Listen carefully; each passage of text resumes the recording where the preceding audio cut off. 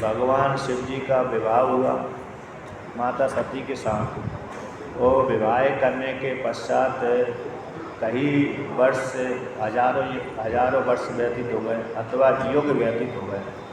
युग व्यतीत हो जाने के पश्चात किसी त्रेता युग में भगवान राम जी का जन्म हुआ। और राम जी का जन्म होने के पश्चात माता के वरदान के प्रभाव से राम जी 14 वर्षों के लिए वनवास की प्राप्ति हुई। और 12 वर्ष तक तो भगवान राम जी चित्रकूट पर्वत पर रहे। और 1 वर्ष से त्र्यंबकेश्वर यानी पंचवटी में रहे। तो वहीं पर 1 वर्ष में रहते रहते उस काल में किसी राक्षस ने उनकी पत्नी का अपहरण कर लिया। तो अपनी पत्नी को खोज करने के लिए भगवान राम और लक्ष्मण जी दोनों जंगल में भटक रहे थे। उसमें अपनी पत्नी को खोज रहे थे। उसी काल में भगवान शिव जी पूरी पृथ्वी पर भ्रमण करते हुए नंदी के ऊपर बैठ करके भ्रमण करते हुए दक्षिण भारत के समुद्र को देखते हुए दंडकारण्य जंगल के ऊपर से जा रहे थे। तो वहाँ पर भगवान शिव जी ने भगवान राम और लक्ष्मण को अपनी पत्नी की खोजते हुए दुखी होते हुए राम लक्ष्मण को देखा और देख करके उनको प्रणाम किया और आगे चल दिया।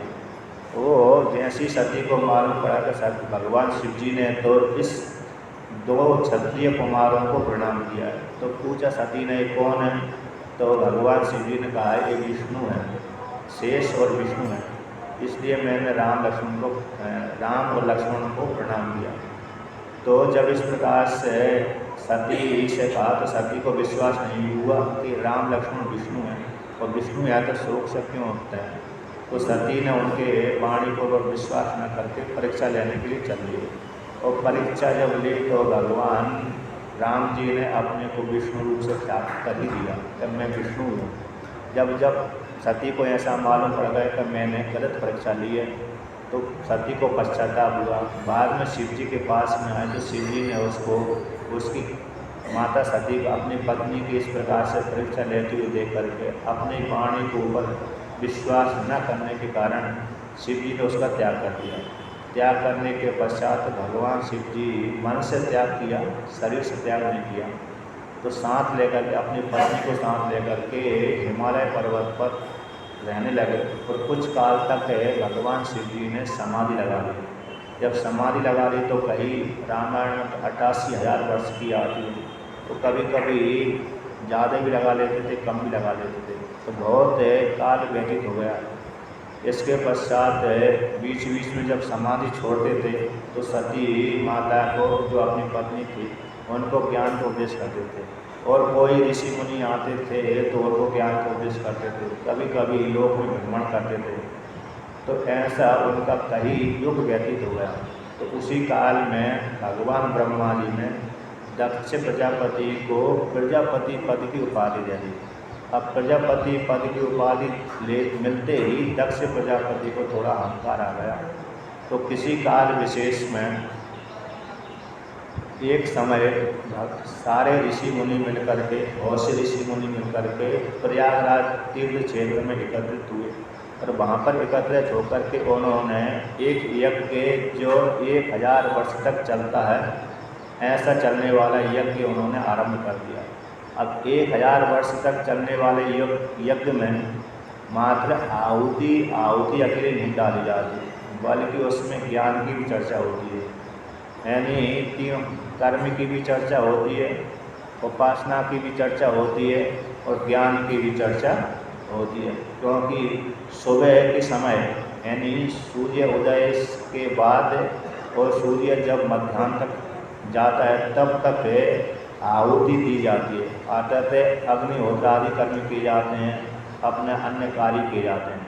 इसके पश्चात भोजन आदि कार्य करते हैं। भोजन आदि कार्य करने के पश्चात फिर ज्ञान की चर्चा करते हैं। तो सायंकाल पर संध्या करते हैं। तो मध्याह्न काल में भोजन करने के पश्चात साय की संध्या होने के बीच में ज्ञान की चर्चा करते रहते हैं। तो किसी काल विशेष में सारे ऋषि, सारे देवता, बहुत से देवता और ऋषि मुनि वहाँ पर ज्ञान चर्चा कर रहे थे। उसी काल में भगवान ब्रह्मा जी भी उस ज्ञान चर्चा में सम्मिलित हुए। और संयोग उसी प्रकार से भगवान शिव जी भी अपने पत्नी सती को साथ लेकर के, नंदीश्वर को साथ लेकर के, गणों को साथ लेकर के उस ज्ञान चर्चा में सम्मिलित हुए। किसी कल्प में तो भगवान शिव और नंदी दोनों ही जाते हैं गणों को साथ लेकर के, किसी कल्प में सती माता को साथ लेकर जाते हैं। तो यहाँ पर सती माता को साथ ले गए थे। तो किसी किसी कल्प में ये घटना आती है कि नंदी पर बैठ करके भगवान शिव जी गणों के साथ युक्त होकर के उसे ज्ञान चर्चा में सम्मिलित हुए थे। तो जैसे ही सम्मिलित हुए तो उसी काल में कहते यहाँ पर पुरः भवज्ज सर्वेषां अध्वरो विधिना महान् प्रयागे समवेतानां मुनिनां च महात्मनां। ब्रह्मा जी नारद मुनि से कहते हैं और सूत जी शौनक आदि ऋषियों को कथा सुनाते हैं। तो कहते ब्रह्मा जी कहते हैं नारद जी से कि किसी काल विशेष में ऋषियों ने प्रयागराज तीर्थ क्षेत्र में एकत्रित हुए और एकत्रित होकर के उन्होंने एक विधि विधान से युक्त होकर के 1000 वर्ष तक चलने वाला यज्ञ आरंभ किया। उस यज्ञ में सिद्ध है सनकादि ऋषि हैं, सनक, सनंदन, सनातन, सनत कुमार, ये चारों भाई ब्रह्मा जी के मानस पुत्र भी आए, अन्य अन्य प्रजापति भी आए और अन्य अन्य देवता भी आए। तो यहाँ पर भगवान ब्रह्मा जी कहते हैं मैं भी गया, नारद जी आदि भी गए और अन्य ऋषि मुनि भी गए। अहम समागतस्तत्र परिवार समन्वितः निगमैः रागमैर्युक्तो मूर्तिमद्भिरे महाप्रभै। कहते चारों वेद भी मूर्ति को धारण करके वहाँ पर उपस्थित हुए थे और वहाँ पर चर्चा आदि करते रहते थे। उसी समाज में तो कहते हैं भगवान शिव जी वे अपने परिवार के साथ आए थे।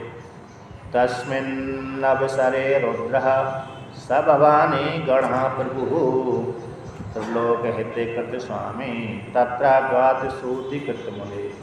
जो समस्त ब्रह्मांड की सृष्टि करते हैं ऐसे भगवान शिव जी भी अपनी पत्नी सती को साथ लेकर के, परिवार को साथ लेकर के, गणों से युक्त होकर के वहाँ पर उस प्रयाग तीर्थ क्षेत्र में आए और जहाँ पर सत्संग चल रहा था उस वहाँ पर गए। क्योंकि तीर्थ क्षेत्र घूमने के अकेले लिए नहीं होता बल्कि सत्संग सुनने के लिए भी होता है। तो वहाँ जहाँ पर सत्संग चल रहा था ऋषि मुनि जहाँ पर साथ कर रहे थे वहाँ पर पहुँच गए। और वहाँ पर जब पहुँचे तो सारे ब्रह्मा जी ने, ऋषि मुनियों ने, अन्य देवी देवताओं ने भगवान शिव जी को उठ करके नमस्कार, सत्कार और आसन आदि दिया। तो जो योग आसन पर भगवान शिव जी बैठ गए सारे ऋषि मुनि भी बैठ गए स्वागत सत्कार करने के पश्चात। तो थोड़ा 1-2 दिन व्यतीत हुए होंगे अथवा उसी काल होगा तो भगवान दक्ष प्रजापति भी घूमते घूमते संयोगवश वो भी वहाँ पर पहुँच गए। किसी काल विशेष में आता है कि उनको मालूम पड़ा कि ऋषि मुनि प्रयाग तीर्थ क्षेत्र में जो सारे तीर्थों का राजा है ऐसे ऋषि मुनि उस प्रयाग तीर्थ क्षेत्र में एक यज्ञ आरंभ कर रहे हैं और वहाँ पर चर्चा भी कर रहे हैं और 1000 वर्ष तक यज्ञ का संकल्प लेकर के यज्ञ आरंभ कर दिया है। तो मैं भी उस यज्ञ में सम्मिलित हूँ, भाग लूँ अतः वहाँ पर उस यज्ञ को चल करके देखूँ। ऐसा सुन कर के वो दक्ष प्रजापति वहाँ पर उस यज्ञ में आए थे। वो किसी कल्प विशेष में तो घूमते घूमते आ गए वहाँ पर। अनेक कल्पों को लेकर के अनेक प्रकार की कथा है। तो यहाँ पर कहते हैं उस काल में दक्ष प्रजापति को प्रजापति पद की प्राप्ति भगवान ब्रह्मा जी ने योग जान करके दे दी थी। जब भगवान दक्ष प्रजापति की पुत्री सती का विवाह शिव जी के साथ हुआ था उस काल में दक्ष प्रजापति पद की उपाधि उनको नहीं थी। उस काल में सामान्य थे वो, किंतु फिर बाद में उनको प्रजापति पद की उपाधि दे दी। और प्रजापति पद देवताओं से बड़ा होता है। इंद्र आदि जो देवता हैं उनसे भी बड़ा पद होता है। इंद्र देवता भी प्रजापति की आज्ञा के अधीन रह करके कार्य करते हैं। तो प्रजापति बनते ही उनको थोड़ा अहंकार सा आ गया। जैसे लोक में भी देखा जाता है जिस किसी को पद की प्राप्ति हो जाए और अहंकार ना आए तो बड़ी बात है, किंतु प्रायः करके पद की प्राप्ति होते ही अहंकार व्यक्ति के मन में आ जाता है। तो ये ऐसा क्यों है कि ये पद की महिमा ऐश्वर्य की महिमा ही है। ये ऐश्वर्य ऐसा ही होता है कि वो हमेशा दूसरे के मन में अहंकार पैदा कर ही देता है। तस्मिन्नवसरे दक्षः प्रजापति पति प्रभु आगमते तत्र सुप्रीता सुवचस्वी यदृच्छया। कहते हैं दक्ष प्रजापति भी संयोगवश घूमते घूमते उस यज्ञ में आ गए और आकर के वहाँ पर जहाँ पर उन्होंने देखा ऋषि मुनि बैठे हुए हैं, देवता बैठे हुए हैं, सिद्ध बैठे हुए हैं, अन्य और भी बैठे हुए हैं, उन सबको देख करके सबसे पहले दक्ष प्रजापति ने अपने पिताजी को प्रणाम किया, क्योंकि ब्रह्मा जी उस यज्ञ में बैठे हुए थे। इसलिए प्रजापति ने अपने पिता ब्रह्मा जी को प्रणाम करके एक आसन में बैठ गए। तो जैसे जिस आसन में बैठे थे तब बैठने के पश्चात सारे ऋषियों ने, सारे मुनियों ने, अन्य उनसे जो छोटे छोटे थे सबने प्रणाम किया। प्रणाम करने के पश्चात सब देख रहे थे अमुक है मेरे को प्रणाम कर रहा है कि नहीं कर रहा, अमुक अपनी आसन से उठ करके मेरे सामने झुक रहा है अथवा नहीं झुक रहा, सबके ऊपर दृष्टि रखे हुए थे। तो देखा कि सारे ऋषियों ने मेरे को अपने अपने आसन पर उठ करके प्रणाम किया। अब 10-20 हज़ार व्यक्ति हैं तो हर व्यक्ति उनको पैर छूने के लिए नहीं आएगा, 1-2 आएंगे तो हर व्यक्ति अपनी आसन से उठ करके ही प्रणाम करते हैं, नहीं तो फिर प्रणाम करते करते ही पूरा दिन व्यतीत ही हो जाएगा और दूसरे व्यक्ति तो कहेंगे ऐसा कौन सा सम्मान इनको प्राप्त हुआ, जो हम जिस उद्देश्य से आए थे वो उद्देश्य तो हमारा पूरा ही नहीं हुआ, सत्संग आदि हमको प्राप्त ही नहीं हुआ। क्योंकि सामान्य 1-2 व्यक्ति प्रणाम करते हैं, बाकी सारे व्यक्ति वहीं से ही श्रद्धापूर्वक प्रणाम करते हैं, चाहे खड़े होकर के चाहे श्रद्धा से उठ करके हाथ जोड़ करके। तो उन्होंने देखा कि सारे व्यक्तियों ने मेरे को प्रणाम किया, ब्रह्मा जी तो मेरे पिता हैं तो वो तो प्रणाम नहीं करेंगे। अब उन्होंने देखा कि शिव जी जो रुद्र है उन्होंने मेरे को प्रणाम नहीं किया, तो उनकी तरफ विशेष ध्यान दे रहे थे। अब उनकी तरफ मन में पहले से उनके शिव जी के प्रति, अपने जामाता के प्रति क्रोध उत्पन्न हो गया था, किसी कार्य विशेष को लेकर हो गया हो, अथवा संध्या बंधन नहीं करते इस कारण से, अथवा समाज से बाहर रहते हैं, भूत प्रेतों के साथ रहते हैं, एक अकेले रहते हैं इत्यादि को लेकर के उनके मन में थोड़ी सी ऐसी भावना हो गई कि कर्मकांड न करने के कारण, जैसे सारे ऋषि मुनि कर्मकांड करते हैं, प्रातःकाल उठ करके संध्या बंदन करते हैं, ऐसे भगवान शिव जी तो प्रातःकाल उठ करके संध्या बंदन नहीं करते हैं। तो उन्होंने देखा अग्निहोत्र आदि कर्म भी नहीं करते, क्योंकि विवाह हो गया, दारा का संग्रह कर लिया। अब दारा का संग्रह करने के पश्चात फिर नियम आता है कि व्यक्ति को, घर जीवन वाले व्यक्ति को पंचयज्ञ करते रहना चाहिए। पंचयज्ञ में कहते हैं हर जीवन वाले व्यक्ति को 5 दोष प्रतिदिन बनते हैं, पाप लगते हैं। उन पापों को निवृत्ति करने के लिए शास्त्र ने, ऋषि मुनियों ने, वेद ने 5 महायज्ञ बताए हैं। तो कहते हैं झाड़ू लगाने से एक पाप बन जाता है, झाड़ू लगाते हैं उस काल में चींटी मर जाती है, एक पाप बन गया। आटा जो गेहूँ पीसते हैं हम, उस काल में कभी कभी गेहूँ में कीड़े पड़ जाते हैं तो उनको सुखाते समय कीड़े मर जाते हैं, तो दूसरा पाप लग गया। और तीसरा, लकड़ी जलाते थे तो लकड़ी में कभी कभी दीमक भरी रहती है, चींटी भरी रहती है, तो आग जलाने से चींटी मर जाती है, दीमक मर जाती है, एक पाप लग जाता है। अभी गैस चूल्हा है तो गैस चूल्हे के नीचे भी कीड़े मकोड़े मर जाते हैं। अब पानी जल जहाँ पर जल रहता है वहाँ पर है, मटके के नीचे ठंडी गर्मी के समय कीड़े अपनी शीतलता और गर्मी मिटाने के लिए घड़े के नीचे आ जाते थे तो दब कर मर जाते थे। और एक पेशनी चक्की है हमारे, वो है चुल्ली, मतलब चकिया है, आटा पीसते पीसते, गेहूँ पीसते पीसते उससे भी ये क्या हो जाते थे, कीड़े मर जाते थे। तो 5 जगह 5 पाप हर धारा जीवन वाले व्यक्ति को प्रतिदिन होते हैं। तो उसके 5 पापों को निवृत्त करने के लिए ऋषियों ने 5 महायज्ञ दान किए हैं। तो देव यज्ञ, ऋषि यज्ञ, अतिथि यज्ञ और ब्रह्म यज्ञ, ये 5 यज्ञ हो गए। देव यज्ञ हो गया, ऋषि यज्ञ हो गया, पितृयज्ञ हो गया, अतिथि यज्ञ हो गया और भूत यज्ञ हो गया।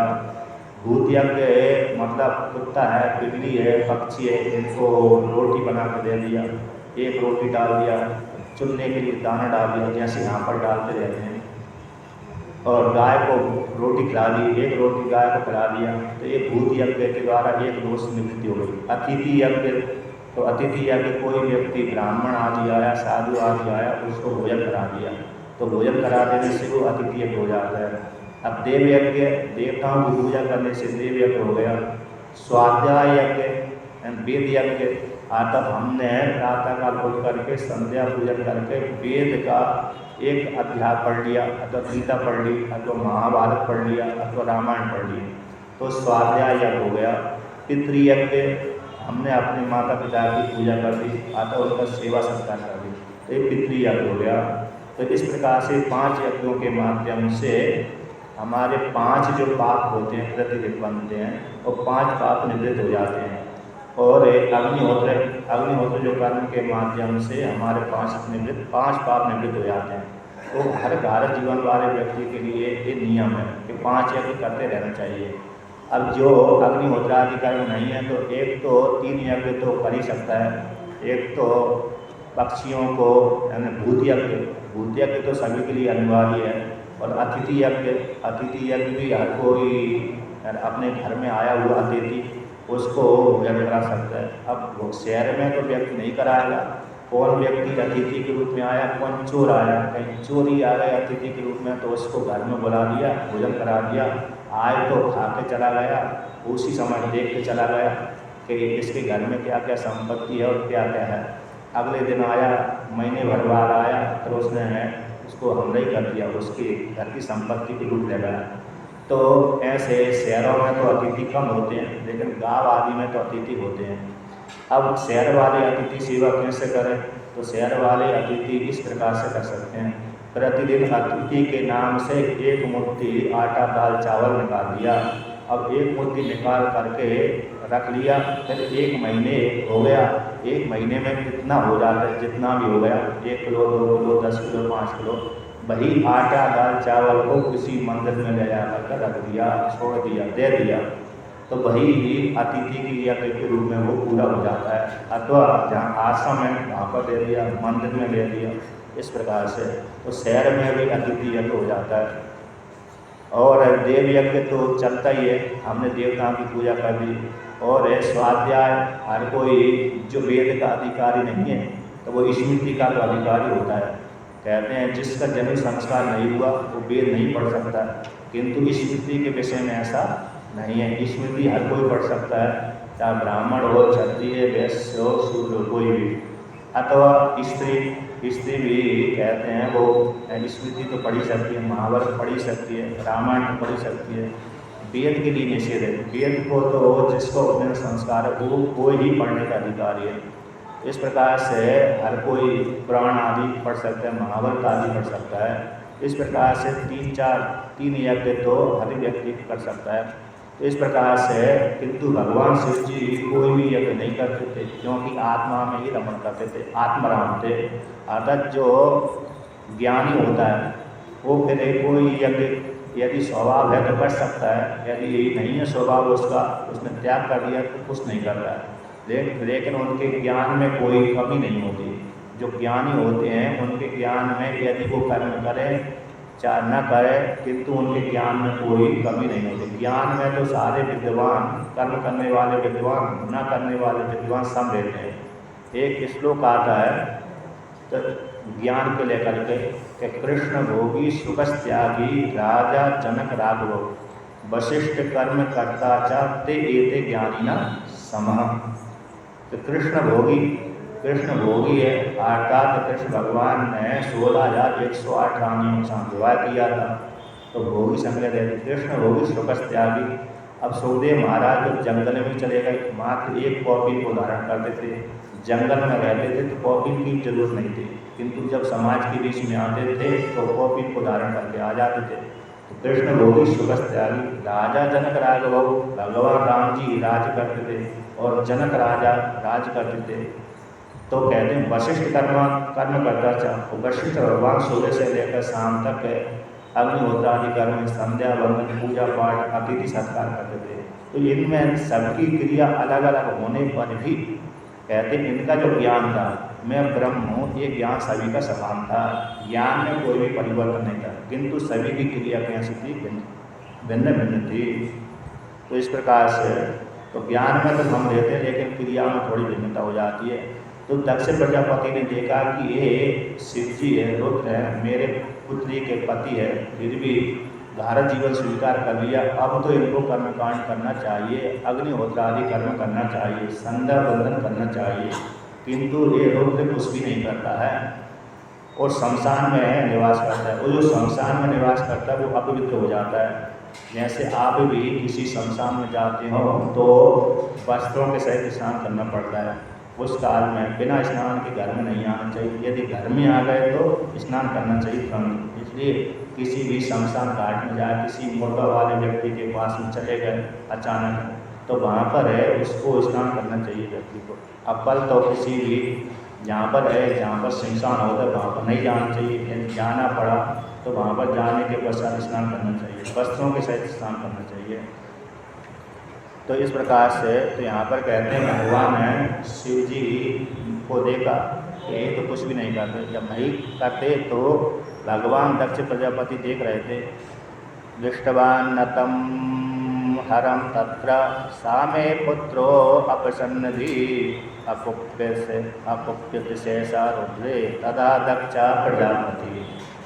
तो यहाँ पर कहते हैं जब दक्ष प्रजापति ने देखा कि भगवान ने रुद्र ने अर्थात शिव जी ने मेरी पुत्री के पति जो जामाता है मेरा, उसने मेरे को प्रणाम नहीं किया, तो प्रणाम नहीं किया तो थोड़े क्रोधित हो गए। वो क्रोधित हो जाने के पश्चात कहने लगे लुप्त क्रियो भूति पिशाच सेवितो मत्तो विधो नीति विदूषका सदा पाखंडिनो दुर्जन पापशीला दृष्ट्वा दुजम रुद्धत निंदकाश्च। तो यहाँ पर कहते हैं कि ये रुद्र कैसा है, सभी को सुनाते हुए, ऋषियों को, देवताओं को, मुनियों को, सिद्धों को सुनाते हुए दक्ष प्रजापति कहते हैं लुप्त क्रिया वाला है, शमशानवासी है, निर्लज्ज है, वो भूत पिशाचों के द्वारा सेवित है, सेवा करता है, अर्थात सेवित रहता है और नीति को नष्ट करने वाला है, हम मर्यादा को पालन करने वाला नहीं है और पाखंडी है, दुर्जनशील है, पापशील वाला है एक, और वेदों की निंदा करने वाला है। आप कर्मकांड की निंदा, ज्ञानी प्राय करके कर्मकांड की निंदा कर देते हैं, तो कहते हैं वेदों की निंदा करने वाले हैं।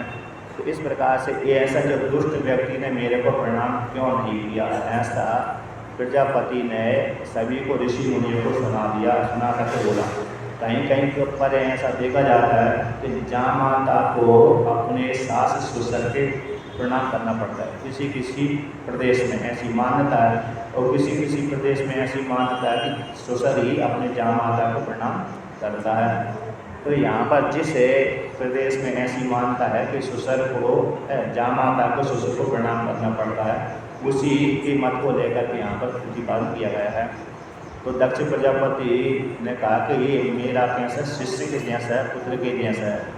अर्थात जामाता तो है मेरा पुत्री का पति है, जामाता है, तो जो जामाता कैसा होता है, पुत्र के जैसा होता है, शिष्य के जैसा होता है। तो जैसा पुत्र शिष्य पिता को प्रणाम करता है, उसी प्रकार से जामाता को भी अपने सास ससुर को प्रणाम करना चाहिए, ऐसा दक्ष प्रजापति मानते हैं। तो दक्ष प्रजापति जब इस प्रकार से बोल रहे थे और बोलने के पश्चात उनको शिव जी को सुना करके बोल रहे थे ये मेरे द्वारा दंड देने के योग्य है, सभी देवताओं के द्वारा दंड देने के योग्य है। आज से मैं विधान करता हूँ, इस रुद्र को कोई भी यज्ञ में भाग नहीं देगा।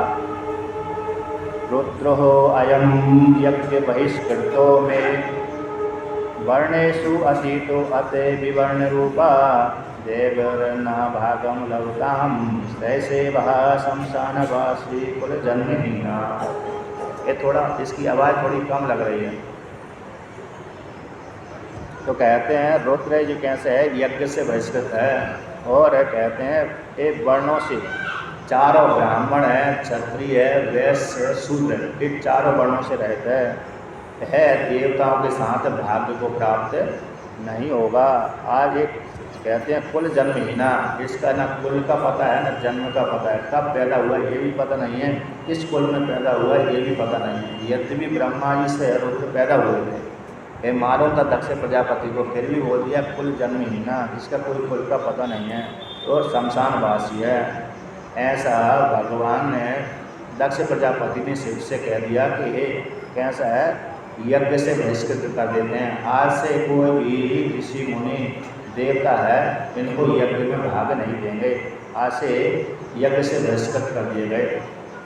जब इस प्रकार से देवों के साथ ये भाग को प्राप्त नहीं होंगे, ऐसा बोल दिया, नियम लगा दिया, तो सारे ऋषियों मुनियों ने आदत जो दक्ष प्रजापति के अनुकूल वाले थे उन्होंने भी स्वीकार कर लिया, हाँ ये रुद्र कैसा है, शमशानवासी है, ब्राह्मण क्षत्रिय वैश्य शूद्र चारों वर्णों में से कोई वर्ण वाला ये नहीं है, हमेशा शमशान में रहता है, हमारे साथ ये एक पंगन में बैठ कर भोजन नहीं कर सकता, आदत यज्ञ में भाग नहीं ले सकता।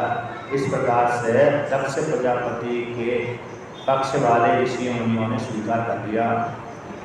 इति दक्षोक्तिमा कर्ण्या भगवाद्यः बहवो जनः अगर्हन् दुष्ट सत्वं रुद्रम मत्वा मरहि समम्।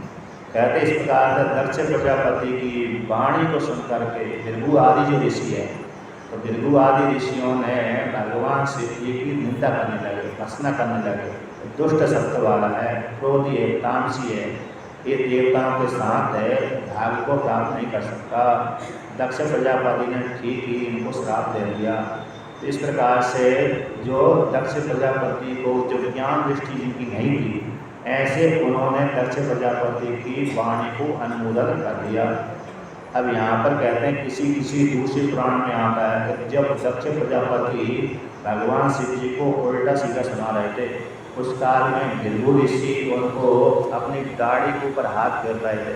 आकर हाँ तुम ठीक बोल रहे हो, ठीक बोल रहे हैं, दाढ़ी के ऊपर हाथ फेरना मतलब उनको दक्ष प्रजापति को देख करके फेर रहे थे, हाँ इशारा दे रहे थे, आप ठीक प्रकार से बोल रहे हो। और जो पूषा देवता है वो भी आँख के द्वारा इशारा कर रहा था, भग देवता भी इशारा कर रहा था, दांत के द्वारा इशारा कर रहा था, हंस रहे। तो चार माँ दो तीन देवता, पूषा देवता, भग देवता, भृगु ऋषि, जिन लोगों ने दक्ष प्रजापति को उकसाया था, तो उकसाने के कारण फिर बाद में वीरभद्र के द्वारा दंड को प्राप्त हुए थे। तो यहाँ पर भी भृगु आदि ऋषि ने उकसाया था, कम वर्णन किया, दूसरे पुराण में ज़्यादा वर्णन कर दिया, यहाँ पर कम वर्णन कर दिया। जब जिस प्रकार से दक्ष प्रजापति ने भगवान शिव जी को यज्ञ से बहिष्कृत कर दिया, तो ऐसे यज्ञ से बहिष्कृत को सुनते हुए नंदी महाराज को क्रोध आ गया। तो क्रोध के कारण नंदी भगवान कहने लगे, रे रे सट महामूढ़ दक्ष दुष्ट मते त्वया यज्ञ बाह्योर्हि मे स्वामी महेशो ही कृतकथम। नंदीश्वर कहते हैं कि हे रे रे सट बोलते हैं मूढ़ बुद्धि वाले को, हे महामूढ़ दक्ष तुम दुष्ट हो, तुम्हारी बुद्धि कैसी है, दुष्ट बुद्धि वाले हो, तुमने कैसे मेरे स्वामी को यज्ञ से बहिष्कृत कर दिया। कहते हैं जो मेरे स्वामी हैं, जिनके स्मरण मात्र से ही सारे यज्ञ फलीभूत हो जाते हैं, तो जो मेरे स्वामी कैसे हैं, जिनका स्मरण करने से सारे तीर्थ पवित्र हो जाते हैं, तीर्थ के सदृश हैं, तीर्थानी पवित्राणी, तीर्थ के सदृश हैं, तीर्थ स्वरूप हैं, जिनका स्मरण करते ही सारे पापों से निवृत्ति हो जाती है स्मरण करने वाले व्यक्ति को। ऐसे जो मेरे भगवान स्वामी शिव जी हैं, उनको तुमने श्राप कैसे दे दिया, यज्ञ से बहिष्कृत कैसे कर दिया।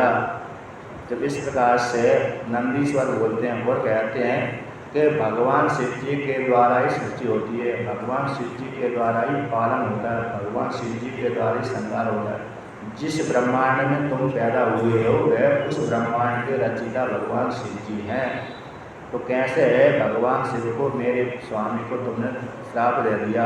जब इस प्रकार से दक्ष प्रजापति को नंदीश्वर भगवान ने डांटा, नंदीश्वर ने डांटा, तो नंदीश्वर की वाणी को सुनकर के दक्ष प्रजापति को थोड़ा और क्रोध हो गया। क्रोध जब आ गया तो फिर दक्ष प्रजापति नंदी को निमित्त बना करके उसकी भर्त्सना को सुन करके शिव जी के गणों को श्राप देते हैं।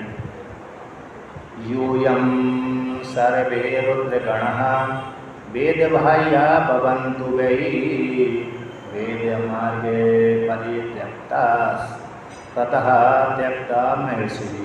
दक्ष प्रजापति कहते हैं जो तुम शिव जी के अनुयायी हो, रुद्र को अपना स्वामी मानते हैं, ऐसे तुम जो रुद्रगण हो वे सारे वेद से बहिष्कृत हो जाएं, वेद भाई हो जाओ, वेद मार्ग का त्याग करने वाले हो जाओ, महर्षियों के द्वारा त्यक्त हो जाओ। आगे जो महर्षि तुम्हारा त्याग करेंगे, तुम शिव जी के गणों को त्याग करेंगे। इस प्रकार से दक्ष प्रजापति ने शिव जी के गणों को भी श्राप दे दिया।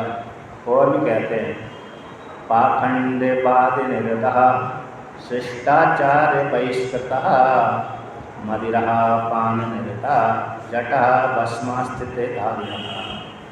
जटा भस्मास्थि धारिणः कहते पाखंडवाद में निरत हो जाओ, ऐसे शिव जी के गणों को श्राप दे दिया। शिष्टाचार बहिष्कृत, शिष्टाचार से बहिष्कृत हो जाओ। मदरा पान निरता, मदरा का सेवन करने वाले हो जाएंगे। जटा भस्म अस्थि धारणा, बड़ी बड़ी जटा को धारण करने वाले हो जाओगे, भस्म को धारण करने वाले हो जाओगे। और कहते हैं अस्थि धारण, अस्थि यानी मरे हुए व्यक्ति की हड्डी धारण करने वाले हो जाओगे, होंगे। तुम्हारे जो शिव जी के गण हैं वे भस्म को धारण करने वाले होंगे, जटा को धारण करने वाले होंगे और अस्थि को धारण करने वाले होंगे। किंतु जटा को धारण करने वाले तो विष्णु भगवान के ही भक्त होते हैं, उसमें तो फिर कुछ श्राप तो फिर जटा कह देने से विष्णु भगवान के भक्तों का भी दोष आता है। किंतु भस्म अस्थि इसको कह देने से विष्णु भगवान के भक्तों का दोष नहीं आता। कहते हैं भस्म तो सन्यासी धारण करते हैं, शिव जी के भक्त धारण करते हैं, किंतु अस्थि सन्यासी धारण नहीं करते। किंतु दक्षिण भारत में शैव संप्रदाय है, हम जो हैं क्या सन्यास परंपरा वाले हो गए। अब एक दक्षिण भारत में दो परंपरा चलती है, शैव परंपरा, वैष्णव परंपरा। ज़्यादातर जो शैव परंपरा और वैष्णव परंपरा वहीं पर ज़्यादा प्रसिद्ध है। उत्तर भारत में शैव परंपरा और वैष्णव परंपरा तो ज़्यादा है, लेकिन जो शैव जो यहाँ पर मानते सन्यासी शैव में रूल हैं वो सन्यासी ज्ञान मार्ग वाले होते हैं, किंतु ज़्यादा अवरूढ़ वो शिव जी के भक्त ही हो गए। और कश्मीर में जो वहाँ के ब्राह्मण क्षत्रिय वैश्य आदि रहते थे तो वहाँ पर भी शैव परंपरा वाले थे। कश्मीर प्रांत में, कश्मीर देश में, दक्षिण भारत में शैव और वैष्णव ज़्यादा रहते थे और कश्मीर में ज़्यादा रहते थे। उत्तर भारत में प्रायः करके ज्ञान मार्ग ज़्यादा रहते हैं, इसलिए वैष्णव तो वैष्णव वही हैं, किंतु जो वो सन्यासी और सन्यास मार्ग वाले ज्ञान मार्ग वाले होते हैं। अब जो ज्ञान मार्ग वाले नहीं हैं तो फिर उनको पूजा तो शिव जी की करते हैं, तो शिव जी के शिव कराते हैं, लेकिन प्रायः करके होते हैं सन्यासी। जो वो सन्यासी चाहे वैष्णव भी हो सकता है, चाहे वो सन्यासी शिव जी का भक्त भी हो सकता है, दोनों को ही सन्यास लेने का अधिकार हो गया। अतः जो ब्राह्मण है, क्षत्रिय, वैश्य, चाहे शिव जी का भक्त बन करके सन्यास ले, चाहे विष्णु का भक्त बन करके सन्यास ले, चाहे देवी का भक्त बन करके सन्यास ले, लेकिन वो सन्यास इन दोनों मतों से, वैष्णव और शैव मत से ऊपर हो जाता है, ऊपर उठ करके सन्यास मानना चला जाता है। तो यहाँ पर तो कहती है मदरा पान हल्का, तो आपने जो कोल परंपरा, आगम शैव आगम परंपरा है, उसमें से एक परंपरा वाले कुछ मदरा का पान करते हैं, सेवन करते हैं। अब कुछ जिनकी घर से मदरा पीने की आदत थी, जिन पुरुषों को घर में ही आदत लग गई थी कि मदरा का सेवन करें, हम सेवन करते करते जैसे पढ़ते पढ़ते एक विद्यालय में, कॉलेजों में, वर्तमान काल के कॉलेजों में, तो लड़का लड़की जैसे शराब पीने के आदि हो जाते हैं, पीने लगते हैं समय से, उसी प्रकार से फिर कॉलेज में सीखने के बाद में विवाह कर लेते हैं, तब सीख जाते हैं, पीते रहते हैं। इसके पश्चात संयोगवश कभी बाबा बन गए, चाहे वो वैष्णव में चले जाएँ, चाहे सन्यासी में चले जाएँ, चाहे नाथ बन जाए, चाहे उदासीन बन जाए। अब जिसकी आदत है पहले से शराब पीने की लगी हुई है, अब वहाँ पर बाबा बनने के पश्चात भी वो कभी कभी छोड़ भी देता है, कभी कभी नहीं भी छोड़ता है। तो ऐसे प्राय करके वे शराब पी लेते हैं। तो यहाँ पर कहते हैं जिनकी घर से आदत लगी हुई है ऐसे व्यक्ति सेवन करते हैं, जिनकी घर से आदत नहीं लगी है तो वो नहीं करते, सेवन नहीं करते। तो वो कहते हैं यहाँ पर इस प्रकार से भगवान दक्ष प्रजापति ने शिव जी के गणों का श्राप दे दिया। जैसे ही शिव जी के गणों को श्राप दिया तो नंदीश्वर महाराज ने भी सैन्य युवक है, तुमने हमारे शिव जी के गणों को श्राप कैसे दे दिया। अब हम भी तुमको श्राप देते हैं। तो नंदीश्वर महाराज ने दक्ष प्रजापति के ऊपर क्रोधित होकर के दक्ष प्रजापति को श्राप दिया। साथ है दक्ष प्रजापति शासन ब्राह्मणों के ऊपर भी श्राप दे दिया।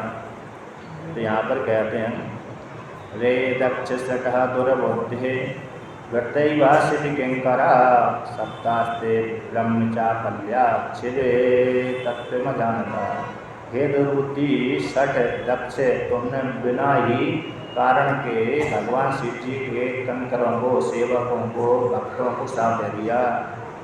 इसलिए तुम दुष्ट बुद्धि वाले हो। तुम शिव जी को जानते नहीं, शिव तत्व को नहीं जानते। तुम जैसे जो ब्राह्मण हैं शिव जी के तत्व को न जानने वाले, ज्ञान से बहिष्कृत हो जाएं। ये शिव रुद्र कहते हैं, ये रुद्र विमुखा ये अत्र ब्राह्मण सकला। तुम जैसे जो ब्राह्मण है शिव रुद्र से विमुख हो जाएं, अतः शिव जी के का ज्ञान करने वाले ना हों, शिव जी से द्वेष करने वाले हो जाएं। मैं तुमको शिव जी के तेज से युक्त होकर के तुमको श्राप देता हूँ। तुम जैसे जो ब्राह्मण हैं और इस बात में ही लगे रहे, बने रहे।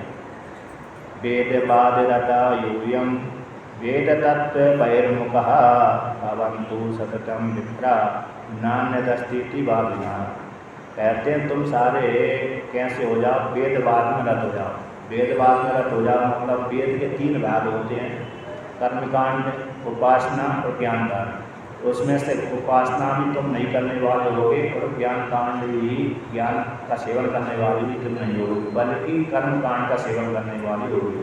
तो वेदवाद में रत हो जाओ। आकर वेद कहता है, कर्म कांड जो वेद कहता है कि स्वर्ग ही सबसे बड़ा फल है, स्वर्ग के लिए कर्म करो, वे भी सबसे उत्तम कर्म है। और स्वर्ग ही मोक्ष है, उससे बढ़कर के कोई दूसरा मोक्ष नहीं है। यानी जो भी करो स्वर्ग के लिए कर्म करो, स्वर्ग में चले जाओगे तो तुमको मोक्ष की प्राप्ति हो जाएगी। ऐसा वो कर्म कांड कहता है। किंतु वेदांत कहता है कि नहीं, स्वर्ग से भी, स्वर्ग को जाने वाले व्यक्ति को मोक्ष फल की प्राप्ति नहीं होती, बल्कि जिसने अपने आप को जाना है कि मैं ब्रह्म हूँ, इस प्रकार से जानने वाले साधक को, स्त्री अथवा पुरुष को मोक्ष फल की प्राप्ति होती है। कर्म कांड से मोक्ष फल की प्राप्ति नहीं होती। कर्म कांड से तो लोक विशेष फल की प्राप्ति हो जाती है। तो इस प्रकार से हाँ, कर्म कांड से भी मोक्ष रूप फल की प्राप्ति तब होती है जब व्यक्ति कर्म कांड करता है, उस फल नहीं चाहता है और फिर बदले में करे भगवान उसको ज्ञान की योग्यता दे देते हैं। और ज्ञान की योग्यता मिल जाने पर उसको अपने आप को जान लेता है कि मैं स्त्री नहीं हूँ, पुरुष नहीं हूँ, बल्कि मैं तो ब्रह्म हूँ। इस प्रकार से बार बार चिंतन करते करते करते अपने आप को जान लेता है कि मैं ही परमात्मा हूँ, मैं ही ब्रह्म हूँ। इस प्रकार से जान करके उसको ज्ञान की प्राप्ति के द्वारा मोक्ष फल की प्राप्ति हो जाती है। किंतु कर्म के द्वारा तो सकाम कर्म करेगा तो लोगों को विशेष फल की प्राप्ति होगी, और निष्काम कर्म करेगा तो अंतःकरण की शुद्धि, अंतःकरण की शुद्धि के माध्यम से ज्ञान की प्राप्ति, और ज्ञान की प्राप्ति से मोक्ष फल की प्राप्ति होती है। एक परंपरागत ज्ञान है, ज्ञान मोक्ष फल की प्राप्ति होती है। इस प्रकार से वेदांत में वर्णन किया है। कामात्मानः स्वर्ग परः क्रोध लोभ मदान्विता भवन्तु सततं विप्रा इच्छुका निरपत्रका। कहते हैं दक्ष प्रजापति की मतलब नंदीश्वर ने और श्राप दिया, हमेशा कामना से युक्त होने वाले हो जाओगे, स्वर्ग को ही सबसे उत्तम लोग मानोगे। क्रोध लोभ मदान्विता, क्रोध है लोभ से युक्त हो जाओगे, तो हमेशा भिक्षुक बने रहोगे, निर्लज्ज हो जाओगे। ऐसी इनकी श्राप के कारण ही फिर ब्राह्मणों के ऊपर हावी हो गए, बाद में ब्राह्मणों को भिक्षुक बनना पड़ा। वेद मार्गम पुरस्कृत्य ब्राह्मणः शूद्रयाजिना दरिद्रा भविष्यन्ति प्रतिग्रहरता सदा असत्य प्रतिग्रहश्चैव सर्वे ग्रहकामिना भविष्यन्ति सदा तच्च केचित् ते ब्रह्मराक्षसा। तो कहते हैं असत्य प्रतिग्रह रहेंगे, असत्य प्रतिग्रह को लेने वाले हो जाओगे। जिसके असत्य प्रतिग्रह को ले जाने से, अर्थात जो प्रतिग्रह नहीं लेना चाहिए, जो दान नहीं लेना चाहिए उसका भी दान लोगे। उसके दान लेने से क्या हो जाएगा, तुमको दोष लगेगा, और दोष लगने से तुमको नरक फल की प्राप्ति होगी। जैसे किसी व्यक्ति ने इतने भयंकर पाप किए अब उस व्यक्ति ने दान कर दिया, अब दान करके कोई ब्राह्मण ले, साधु ले इत्यादि कोई भी देगा, उसके दान का फल उसको तो पुण्य मिल जाएगा, किंतु लेने वाले को पाप को फल की प्राप्ति होगी। एक उपनिषद में वर्णन आता है, तो उपनिषद में ये आता है, स्मृति का वाक्य है कि जो कोई भी किसी व्यक्ति का जो पाप है पाप उस व्यक्ति के अन्न में बैठा रहता है। पाप कहाँ बैठा रहता है? व्यक्ति का पाप उसके अन्न में बैठा रहता है। यह व्यक्ति अपने अन्न को किसी दूसरे एक ब्राह्मण को खिलाए, महात्मा को खिलाए, अन्न को खिला दे, तो दूसरा जो खाने वाला व्यक्ति है उसको अन्न नहीं खा रहा, बल्कि उसके पाप को ही खा रहा है वो। क्योंकि जैसे अन्न को दान करने से व्यक्ति को पुण्य की प्राप्ति होती है, तो वह व्यक्ति तो अरे दूसरे को भोजन करा करके उसके पुण्य को ले लेता है और अपने पाप का शोधन उसमें कर देता है। और जो भोजन करने वाला है, दान देने वाला है व्यक्ति, उसके पाप को अपने ऊपर ले लेता है और अपना पुण्य उसको दे देता है, क्योंकि उसका जो पुण्य था भोजन के प्रभाव से उसके पास में चला गया जिसने भोजन कराया था। अब जिसने भोजन किया था उसके ऊपर उसका पाप आ जाता है। यदि उस व्यक्ति ने भजन नहीं किया, ज़्यादा भजन नहीं किया, तो फिर पाप का फल उसको ही भोगना पड़ गया। इसलिए आपने देखा होगा किसी जो ब्राह्मण है तो महात्मा आदि है, तो अंतिम काल में दुखी है, मतलब कैसे बीमार ज़्यादा हो जाते हैं। तो बीमार होने का फल कारण यही है कि हम किसी व्यक्ति ने दान किया, अब दान उसने ऐसा दान किया जो नहीं देना चाहिए थी, ऐसा पाप उसने किए थे, उस पाप को प्रायश्चित करने के लिए उसने तो मंदिर में आश्रम में दान कर दिया, तो फिर उसको जो फल का उपभोग उसने किया, भोजन किया, तो उसका असर सीधा उससे महात्मा के ऊपर पड़ गया, तो उसके फिर बुद्धि खराब हो गई और उसको अंतिम समय में कष्ट भोगना पड़ा। तो इसलिए स्मृति कहती है कि दान भी ले तो सतर्क होकर लीजिए, ऐसे व्यक्ति का दान मत लीजिए जिसने भयंकर कर्म किए, पाप वाले कर्म किए। हाँ, पुण्य वाला कर्म करता है, उसका दान लेने से व्यक्ति का खाने वाले व्यक्ति को जो है मन पवित्र हो जाता है, तो खूब भजन करता है। एक जगह मैंने पढ़ा था, उदाहरण आया, एक व्यक्ति ने भयंकर पाप कर्म किए, इसके पश्चात उसने अपने पापों को धोने के लिए एक उसने शनि महाराज की मूर्ति बनाई, शनि महाराज की सोने की मूर्ति बनाई और सोने की मूर्ति बना करके बाजार के बीच में ले गया और कहा कि मैंने इतने पाप कर्म किए हैं और मैं अपने पापों को धोने के लिए ये सोने की मूर्ति, शनि की सोने की मूर्ति दान करना चाहता हूँ। जिन ब्राह्मण आदियों को अरे सोना चाहिए, धन चाहिए, वो मेरी मूर्ति ले जाए, लेकिन बदले में मेरे पाप को धो दे। अब ऐसे पाप उसने पहले से उजागर कर दिया, तो दूसरे किसी ब्राह्मण ने, क्षत्रिय ने, वैश्य ने, शूद्र ने उसको लिया ही नहीं, सोने की मूर्ति को लिया ही नहीं दान। जब नहीं लिया, 1 महीना 2 महीना तक वो सोने की मूर्ति बीच बाजार में रखी रही। इसके पश्चात एक ब्राह्मण को धन की आवश्यकता पड़ी, जब पड़ी तो उसने कहा कि कब तक भिक्षा मांगते हुए हम जीवन व्यतीत करेंगे।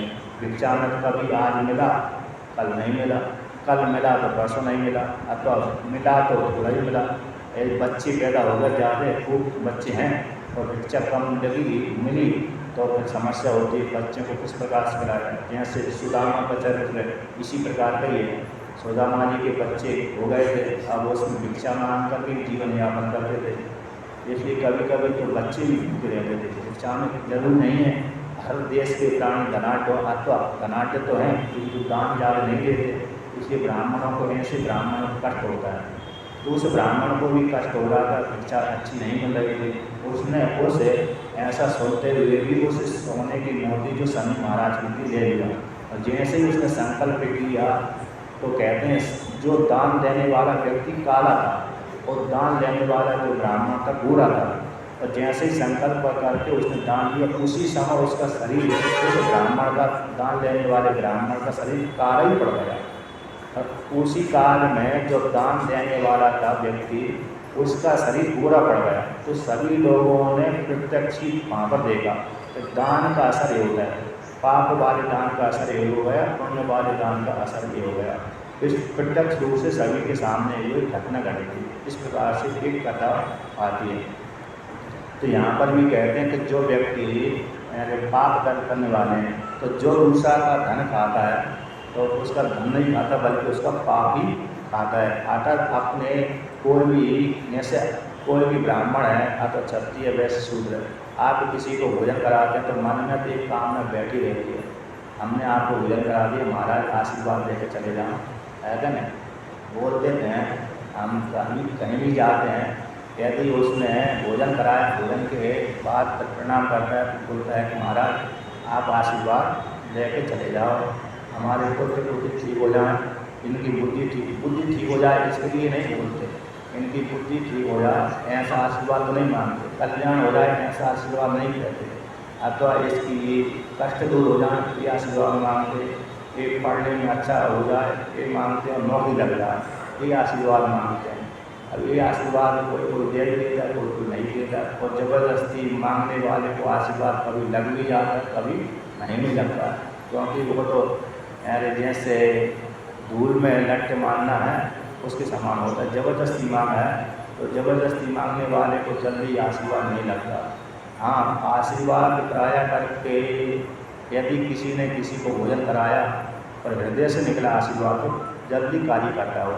यदि ज़बरदस्ती मांगा तो वो भी कहता देने वाला भी ज़बरदस्ती मांग रहा है, भोजन करा दिया और ज़बरदस्ती मांग रहा है, तो फिर बेमन से देगा, तो बेमन से देगा तो आशीर्वाद है कभी लगता है नहीं लगता। यदि हृदय से दे दिया उसने, हाँ ठीक तुम्हारा कल्याण हो जाए, तो आशीर्वाद निश्चित रूप से काम करेगा, क्योंकि भगवान की वाणी, भगवान उसके ऊपर जिब्बा भी बैठा है, सरस्वती माता उस काल में उसकी जिब्बा बैठ जाती है। इसलिए हृदय से दिया काम और श्रद्धापूर्वक दे दिया तो काम करेगा, यदि बेमन से दिया आशीर्वाद तो फिर काम नहीं कर सकता ज़्यादा। जैसे आपने किसी आश्रम में गए हो, किसी ब्राह्मण से के पास में गए, अथवा किसी के यहाँ पर गए, वो दिन भर आशीर्वाद देते ही रहते, तुम्हारे ये हो जाए, तुम्हारा ये हो जाए, तुम्हारा हो जाए, तो कभी कभी संयोगवश उसका आशीर्वाद लग जाता है और संयोगवश नहीं भी लगता है। 1000 व्यक्ति जाते हैं तो देते ही रहता आशीर्वाद, ये आशीर्वाद हो जाए, तुम्हारा ये हो जाए, तुम्हारा ये हो जाए, तो वहाँ पर जरूर नहीं है कि उसका आशीर्वाद लगे।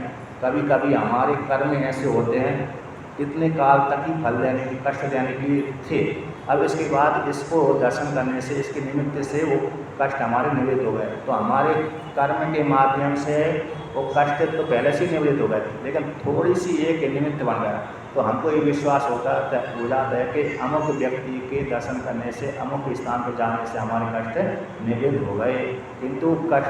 किंतु ऐसा भी होता है कि कभी कभी इतने ही तक ही हमारे कर्म थे फल देने के लिए, अब इसके आगे हमको सुख की प्राप्ति होने वाली थी, तो संयोग ऐसा भी होगा दूसरे के निमित्त बन जाता है, और कभी कभी तो कृपा ही होती है, भगवान तो कृपा ही करते हैं। सामान्य स्त्री पुरुष से आशीर्वाद देंगे तो वहाँ पर तो सामान्य है, किंतु भगवान तो कृपा ही करते हैं, भगवान के पास में तो कमी नहीं रहती, आशीर्वाद सबको देने वाले होते हैं। सामान्य व्यक्ति के पास में हो सकते कमी हो, किंतु भगवान के पास में कमी नहीं, इसलिए भगवान से के पास में जाकर के मांगना चाहिए, अतः ऋषि मुनियों से ही मांगना चाहिए। ऋषि मुनि तो ज्ञान के धनी होते हैं, आशीर्वाद के धनी होते हैं, तो जो ज़्यादा भजन करता है ना, वो उससे आशीर्वाद मांगेंगे तो जल्दी उसका फलीभूत होगा।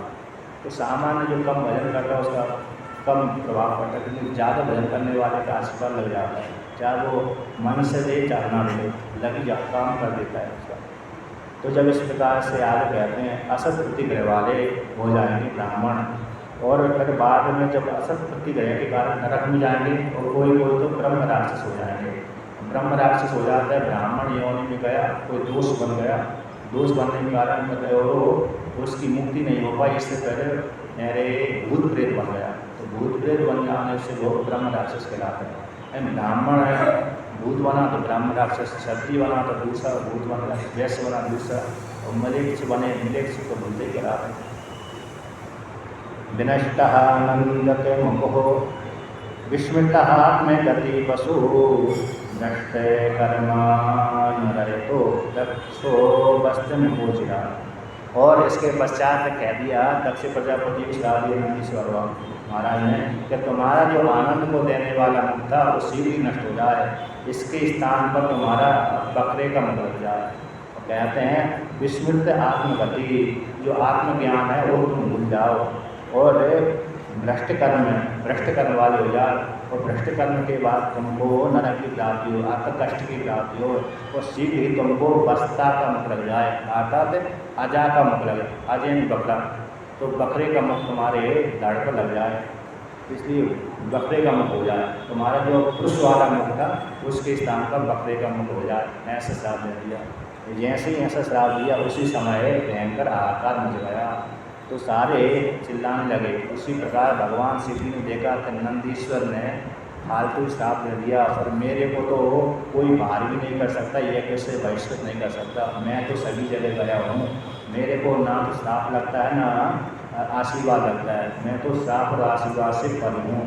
इस प्रकार से नंदीश्वर से कहा कि तुमने गलत ही ब्राह्मणों को श्राप दे दिया, दक्ष प्रजापति को निमित्त बना करके ब्राह्मणों को श्राप दे दिया। अब ब्राह्मणों को श्राप वो सतयुग में तो कम चलता है, सतयुग में असर नहीं करता, द्वापर युग में असर नहीं करता, त्रेता में असर नहीं करता, कलयुग में आकर के असर करता है। इसी कलयुग में आकर के प्राय करके ब्राह्मण भी है वेद मार्ग को छोड़ देते हैं, क्षत्रिय भी छोड़ देता है, वैश्य भी छोड़ देता है, शूद्र भी छोड़ देता है। इसलिए वेद मार्ग को त्याग करने से अब कहाँ जाएंगे, गलत कार्य करेंगे तो गलत कार्य करने से नरक में जाएंगे। एक पुराण में वर्णन आता है कि यमराज जी सतयुग में, त्रेता युग में, द्वापर युग में भजन करते हैं, कहते हैं महाराज तीनों युग में मेरा व्यापार बहुत कम चलता है, व्यापार जैसे आपका व्यापार करना, आज मेरा व्यापार इस साल अच्छा चला, अगले साल खराब चला, तो उसी प्रकार से यमराज जी कहते हैं, किसी पुराण की कथा है कि सतयुग, त्रेता, द्वापर युग, इन तीनों युगों में मेरा व्यापार बहुत ही ठप्पे मंद गति से चलता है, क्योंकि पाप कर्म करने वाले नहीं होते, किंतु जैसे ही कलयुग आता है मेरे को आनंद की प्राप्ति हो जाती है, आता उस काल में मेरा व्यापार दोगुना से तिगुना, तिगुना से छलांग मार कर 1000 गुना चल जाता है, बढ़ जाता है। तो इस क्योंकि हर कलयुग में जाकर, कलयुग में प्राय करके व्यक्ति झूठ बोलते हैं और गलत कार्य करते हैं, ज़्यादातर जब गलत कार्य करेंगे तो फिर व्यक्ति कहाँ जाएंगे, स्वर्ग में तो नहीं जाएंगे, नरक में जाएंगे। तो नरक के स्वामी यमराज जी हैं। तो ऐसे एक पुराण में आता है, जैसे एक पुराण में आता है कि भगवान कृष्ण भगवान जब गोकुल में पैदा हो गए, तो पैदा होने के पश्चात गोकुल में रहते थे, नंद बाबा के घर में रहते थे, बरसाने वृंदावन में रहते थे। उस काल में भगवान एक एक दो राक्षसों को मारते थे। उस काल में इंद्र देवता उसी काल में अरे स्वर्गलोक के मकान जो घर है, भवन है, निर्माण करा रहे थे। उसी संयोगवश से नारद जी आए, तो नारद जी ने देखा कि इंद्र देवता तो भवनों का निर्माण करवा रहे हैं और सुधरवा रहे हैं, नए नए भवनों का निर्माण करवा रहे हैं और कुछ सुधरवा रहे हैं, मरम्मत करवा रहे हैं। तो नारद जी ने पूछा क्यों, क्या क्या बात हो गई कि तुम नए नए भवनों का निर्माण करवा रहे हैं और थोड़े थोड़े जो प्राण हो गए थे, गिर गए थे, उनको ठीक करवा रहे हैं। कि महाराज आपको मालूम नहीं है कृष्ण भगवान ने जन्म ले लिया, जब तक कृष्ण गोकुल में है तब तक छोटा छोटा वो व्यापार करते हैं। कैसा व्यापार करते हैं? टुकड़े टुकड़े में व्यापार करते हैं, कभी एक को मारा, कभी दो को मारा। अब जब थोड़े बड़े होंगे, वृंदावन में मथुरा चले जाएंगे, थोड़ा उनका व्यापार बढ़ जाएगा। जब व्यापार बढ़ जाएगा तो मरने के बाद जो भगवान के हाथ से मरते हैं वो नरक में तो जाएंगे नहीं, वो सीधे मेरे लोग में आएंगे। तो उनके रहने के लिए कोई ना कोई स्थान होना चाहिए, तो उनके लिए मैं निर्माण कर रहा हूँ। पर बड़े बड़े घरों को निर्माण करूँगा, इसलिए कर रहा हूँ कि कुछ काल के पश्चात वो महाभारत युद्ध करवाएंगे और महाभारत युद्ध में सारे राजा मारे जाएंगे। जब राजा मारे जाएंगे तो राजाओं को पहले से ही बड़े बड़े घरों में, महलों में रहने की आदत है, उनको छोटा सा कमरा नहीं दे सकते। छोटा सा कमरा तो सैनिक आदि को दे सकते हैं, किंतु राजाओं को नहीं दे सकते। इसलिए उनको रहने के लिए बड़े बड़े भवनों का निर्माण करवा रहे हैं। तो वहाँ पर एक इंद्र देवता ने ऐसा प्रयोग किया था कि अभी भगवान छोड़कर व्यापार कर रहे हैं, छोटा छोटा सीमित व्यापार कर रहे हैं। कुछ दिनों के बाद भगवान श्री कृष्ण थोक में व्यापार करेंगे। थोक में व्यापार करेंगे मतलब एक के बाद दूसरा युद्ध, दूसरे के बाद तीसरा युद्ध, तीसरे बाद चौथा युद्ध, युद्ध करते रहेंगे। जब युद्ध करेंगे तो एक युद्ध में कम से कम 10-20 लाख जनता मरती है, इससे कम नहीं मरती। जैसे राजा जरासंध 27 अक्षौणी सेना लेकर आ रहा था, और 27 अक्षौणी सेना का अर्थ होता है 4-5 लाख। एक अक्षौणी में 2-3 लाख होते हैं। जब एक अक्षौणी में 2-3 लाख होते हैं तो समय तो 27 अक्षर कितने लाख हो गए, जब एक पक्ष के तो 27 लाख हो गए, आता तो 70-80 लाख सेना एक युद्ध में मार देगी। इधर कृष्ण भगवान के पक्ष के भी मरेंगे थोड़े बहुत, तो उनके पक्ष के आखिर नहीं मरेंगे। तो 27 अक्षरों 16 बार हारे थे भगवान, कृष्ण भगवान ने उनको छोड़ा था। तो इतनी प्रकार से यहाँ पर है उसके 27 अक्षरों 27 अक्षरों। इसके पश्चात कालयवन आया, और कालयवन तो कहते हैं 3 करोड़ लेकर आया था, 3 करोड़ सेना को लेकर आया था। उस काल में भगवान श्री कृष्ण ने और बलराम जी ने उनको सारी सेना का संहार कर दिया। एक कालयवन आया करके सिंधु देश के मिलेक्ष देशों का राजा था, तो मिलेक्ष देशों का राजा होने का वहाँ से सेना लेकर के आया। तो भगवान श्री कृष्ण ने सारी सेना को 3 करोड़ सेना को मार दिया, और बची वो सारी उनकी संपत्ति, जब सेना आएगी साथ सोना चांदी भी आएगी, धन संपत्ति भी आएगी, तो वो तो भगवान श्री कृष्ण ने रख ली और बाकी सेना का संहार कर दिया। तो बाद में धर्म और अधर्म युद्ध को निमित्त बना करके वे सारे भारत के राजा को मरवा दिया। इस प्रकार से तो बड़ा बड़ा व्यापार का होता है, युद्ध में होता है। इस प्रकार से तो यहाँ पर भी कहते हैं तो जब ब्राह्मण आदि कर्म खराब कर्म करते हैं तो नरक में जाएंगे, अच्छे कर्म करेंगे तो स्वर्ग लोक में जाएंगे। अब एक कल्प में तो यहाँ पर नंदीश्वर ने श्राप दिया था, एक कल्प में भगवान गौतम मुनि ने ही ब्राह्मणों को श्राप दिया था। तो उन्होंने भी जो श्राप दिया था शायद त्रेता युग में दिया था, तो त्रेता युग में देने के पश्चात त्रेता अथवा द्वापर युग में दिया था, वह श्राप उनकी कलयुग में लागू हुआ था। त्रेता युग में, द्वापर युग में, सतयुग में लागू नहीं हुआ, बल्कि कलयुग में लागू हुआ। और कलयुग में फिर बाद में जो ब्राह्मण आदि हैं वेद धर्म को त्याग करके आगम मार्ग से करके गलत मार्ग वाले पंथ को स्वीकार करके नरकगामी हो गए थे। तो इस प्रकार से अब आगे कहते हैं यहाँ पर, तो ऐसे श्राप दे करके नंदीश्वर ही भगवान शिव जी ने नंदीश्वर को शांत किया, और दक्ष प्रजापति भी अपने दोष को शांत हो गए। इसके पश्चात सारे ऋषि मुनियों ने 1000 वर्ष तक यज्ञ किया। 1000 वर्ष के बाद यज्ञ करके सारे ऋषि मुनि अपने अपने आश्रमों में चले गए। तो कुछ काल व्यतीत हुआ, यानी 1000 वर्ष व्यतीत हुए, अथवा 10,000 अथवा 2-3 युगों के बाद अथवा 10-20 युगों के बाद इतना व्यतीत होने के पश्चात दक्ष प्रजापति ने भगवान रुद्र के प्रति रोष ठान दिया था, मैं इनको कभी ना कभी बदला इनसे चुकाऊंगा। तो बदला लेने के उद्देश्य से दक्ष प्रजापति ने एक विश्वजित नाम का यज्ञ किया, जो सबसे यज्ञ होता बड़ा होता है, तो बड़ा यज्ञ कर दिया। तो यज्ञ का आयोजन किया, उसमें दक्ष प्रजापति ने ये शर्त रख दी, जो भी देवता इस यज्ञ में भाग नहीं लेगा उसको मैं यज्ञ से बहिष्कृत कर दूंगा, क्योंकि उस काल में दक्ष प्रजापति पद में अभिषिक्त थे। इस हेतु से उन्होंने ऐसे घोषणा जब करी, उस घोषणा को सुनकर के सारे ऋषि मुनि, सारे देवता सशरीर ही यज्ञ में भाग लेने के लिए आए थे। तो यहाँ पर कहते हैं, एकतः तु मुने तेनः यज्ञः प्रारंभितो महान् तत्राहुतास्ततः सर्वे दीक्षितेन महर्षुरर्षया। कहते हैं ब्रह्मा जी नारद मुनि से कहते हैं, इसी काल विशेष में दक्ष प्रजापति ने एक महान बड़ा उत्सव आयोजन किया, यज्ञ किया। उसमें बड़े बड़े ऋषियों को बुलाया, सारे देवताओं को बुलाया, ऋषि को बुलाया, राजाओं को बुलाया। तो एक घटना शिव महिमा में भी आती है। शिव महिमा में ये श्लोक आता है, प्रिया दक्षो दक्ष पितुपतिरधि सस्तनुव्रतां ऋषीणामाद्विज्यं शरणद सदस्य स्वर्गवान्। ये जो श्लोक है इसी कहानी को लेकर के बनाया है, उस शिव महिमा श्लोक का। तो कहते हैं जब यज्ञ आरंभ किया तो उसने उस यज्ञ में कौन कौन आए कौन कौन नहीं आए उसको लेकर के वर्णन करते हैं। महेशयो अखिलास्तत्र निर्जराश्च समागतः यज्ञ है यद यज्ञकरणाकम ये शिव माया विमोहिता। ये सारे कहते हैं शिव माया से मोहित होकर के यज्ञ को संपादन करने के लिए बड़े बड़े ऋषि ब्रह्मर्षि देवता वहाँ पर आए।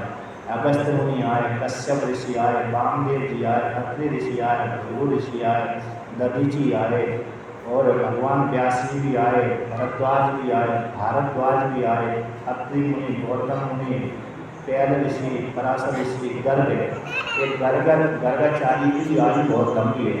गर्गाचार्य भगवान ने एक ज्योतिष शास्त्र की रचना करी है, एक काल के बड़े ज्ञाता है। इनकी ज्योतिष शास्त्र को पढ़ करके व्यक्ति कल क्या घटना घटने वाला है वो बता देता है, भविष्य में क्या घटेगी वही बता देता है, भूतकाल में क्या घटेगी वही बता देता है, और भविष्य में क्या घटने वाली है वो घटना बता देते हैं। ज्योतिष शास्त्र के बड़े विद्वान थे, इन्होंने ज्योतिष शास्त्र की रचना करी। भृगु ऋषि ने जैसे की है उसी प्रकार से इन्होंने भी ज्योतिष शास्त्र की रचना करी है। जब भी कोई देवताओं के बीच में गणना करते हैं ज्योतिष शास्त्र तो इनको बुलाते हैं, और इनको बुला करके इनके द्वारा रचित ग्रंथ को देख करके पूछते हैं किस काल कौन सा काल शुभ होगा, कौन सा काल अशुभ होगा। तो भगवान कृष्ण का नाम भी इन्होंने रखा था, और यदुवंश के एक कुल पुरोहित थे।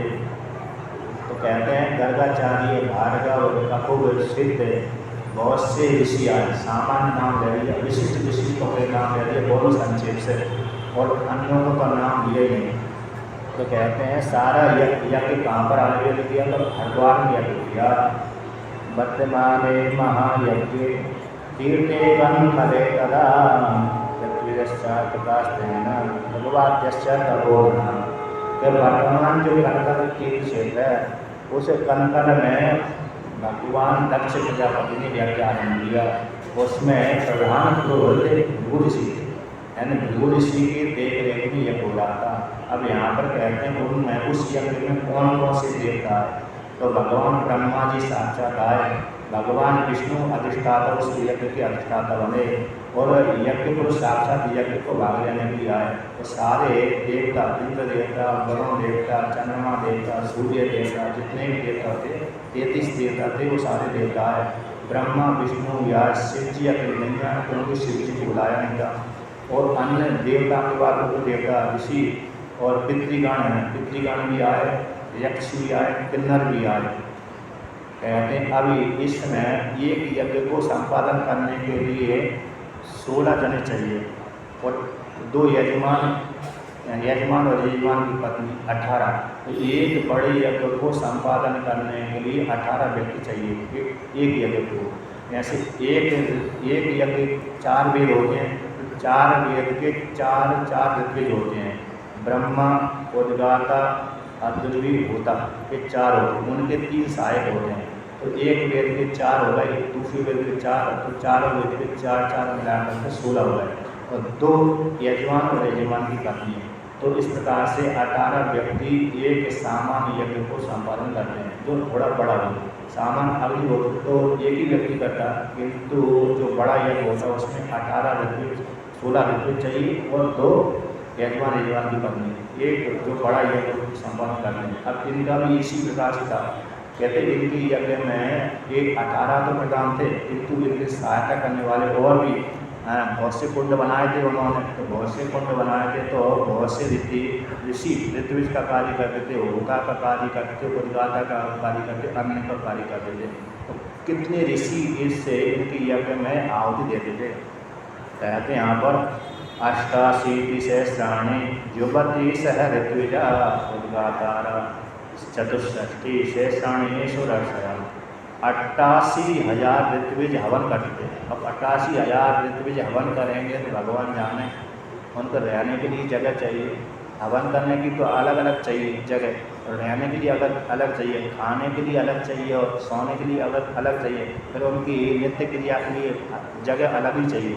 तो हरिद्वार नहीं, वो पूरा विशाल नगर था। हरिद्वार जो वर्तमान का हरिद्वार है वो तो छोटा सा ही पड़ जाता है 88,000 ऋषियों के लिए। 88,000 तो मात्र हवन करते थे, कहते 64,000 उद्गात्री कर्म करते थे, और होता और ब्रह्म होता भी उतने ही थे, 64,000 अद्वितीय और होता भी 64,000 थे। यानी 64 ये 3 थे, और 88,000 ऋत्विज थे। इस प्रकार से ये तो मात्र यज्ञ का कार्य करते थे, ऋत्विज बन करते थे। दर्शक तो अलग थे। अब ब्राह्मण अकेला आ गया, उनकी पत्नी क्या करेगी, उनकी पत्नी भी साथ आती थी। उनकी पत्नी जब आएगी, पति पत्नी दोनों का, तो बच्चे कहाँ जाएंगे, तो बच्चे भी साथ आते थे। अब इस प्रकार से पूरा परिवार ही उस यज्ञ में सम्मिलित होता था। अब फिर गुरुकुल वाले जो ब्राह्मण आदि रहते थे वो भी कहते थे हम भी यज्ञ में जाएंगे, तो ब्राह्मण आदि जो गुरुकुल में पढ़ने वाले विद्यार्थी हो जाते थे, पर राजाओं को बुलाते थे, राजा आते थे, अन्य ऋषि आते थे। इस प्रकार से पूरा विशाल नगर है, ऐसा यज्ञ तो कम से कम 100 योजन का हो जाता था, 100 योजन की भूमि में यज्ञ होता था। इस प्रकार से उस यज्ञ में ये समृद्धि यज्ञ हो रहा था। अब आगे की कथा फिर कल कहते हैं।